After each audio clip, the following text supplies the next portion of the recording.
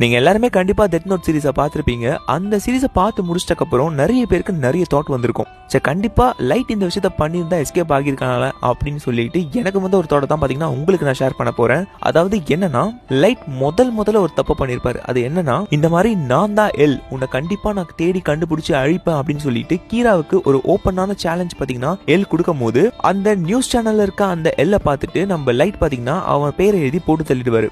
And அதுக்கப்புறமா தான் தெரிய வரும் அது ஃபேக்கான ஒரு பர்சன் அப்படின்னு சொல்லிட்டு. இதே இடத்துல பார்த்தீங்கன்னா நம்ம லைட் அப்படியே இதை விட்டுருந்தா கூடமே நம்ம எல்லால நம்ம லைட்டை கண்டுபிடிச்சிக்கவே முடிஞ்சிருக்காது. ஆனா அதையும் மீறி அவர் பார்த்தீங்கன்னா என்ன பண்ணுவாருன்னா, கொலை பண்ற டைமிங்கை மாத்துவாரு. அண்ட் அதை வச்சுதான் அவர் கன்ஃபார்மே பண்ணுவாரு இவன் கண்டிப்பா ஸ்கூல் ஸ்டூடெண்டா தான் இருப்பான் அப்படின்னு சொல்லிட்டு. அவர் மட்டும் டைமிங்கை மாத்தாம அதே பேட்டர்ல கொலை பண்ணியிருந்தா கூடமே அது ஜப்பான்ல ஏகப்பட்ட ஸ்கூல் ஸ்டூடெண்ட்ஸ் இருக்காங்க, அதுல யாரு கீரா அப்படின்னு சொல்லிட்டு கண்டிப்பா அவங்களால கண்டுபிடிச்சிருக்கவே முடிஞ்சிருக்காது. முக்கியமா லைட் மாட்டினதுக்கு மிகப்பெரிய காரணம் என்னன்னு பாத்தீங்கன்னா அவரோட ஈகோ தான். பிகாஸ் டெத் நோட் கிடைச்ச உடனே பாத்தீங்கன்னா நம்ம லைட் உலகத்துல இருக்க கெட்டவங்களை மட்டும் தான் போட்டு தள்ளணும் அப்படின்ற ஒரு இன்டென்ஷன்ல இருந்திருப்பாரு.